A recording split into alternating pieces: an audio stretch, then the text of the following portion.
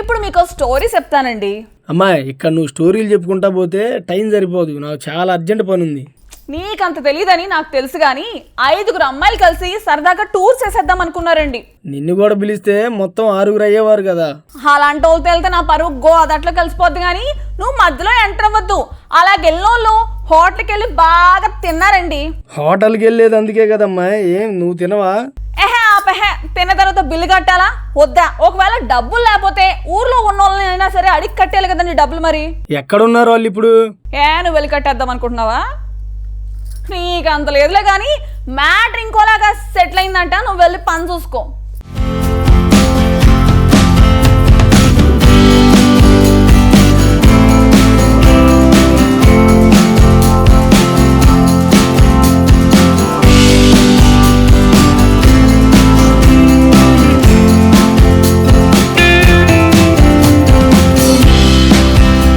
ట్రిప్పుకు వెళ్దామని ఓ 5 అమ్మాయిలు డిసైడ్ అయ్యారు.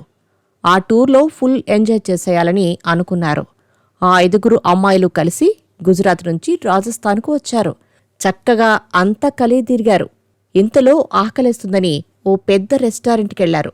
మరి ఆకలేసినప్పుడు వెళ్ళాలి కాబట్టి దానిని ఎవరూ తప్పు పట్టర్లేండి. నచ్చింది నచ్చినట్టు ఆర్డర్ చేసేసి ఫుల్గా మేత మేసేశారు. ఆ రేంజ్లో తిన్న తర్వాత బిల్లు కూడా అదే రేంజ్లో వస్తుంది కదా. అందుకే ఆ 5 కలిపి మొత్తం 10,900 రూపాయల బిల్లొచ్చింది. సరిగ్గా ఈ బిల్లు వల్లే ఇప్పుడు ఈ విషయం సోషల్ మీడియాలో వైరల్ అయింది. ఆ అమ్మాయిలు కూడా జనాలకు తెలిసారన్నమాట. అసలు విషయం ఏంటంటే తినడానికి వచ్చిన ముందే ఫిక్స్ అయ్యారో లేక ట్రిప్పు కోసం తీసుకొచ్చిన సొమ్ము అయిపోయిందో తెలియదు కానీ తిన్న తర్వాత బిల్లు కట్టకుండా కావాలని ఎగ్గొట్టాలని ప్లాన్ వేశారు.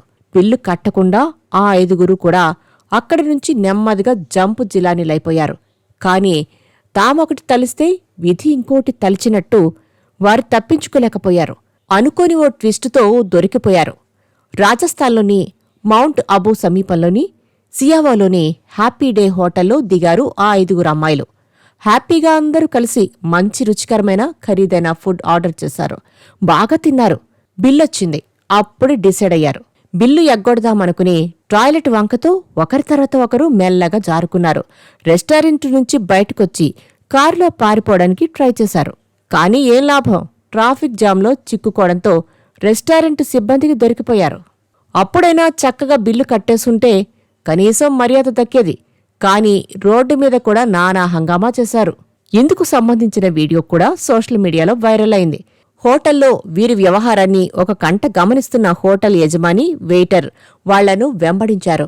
గుజరాత్ రాజస్థాన్ సరిహద్దు అంబాజీ వైపు కారు వెళ్తున్నట్లు సీసీటీవీ ఫుటేజ్లో కనిపించింది. పోలీసుల సహాయంతో 5 అక్కడికక్కడే అరెస్టు చేశారు.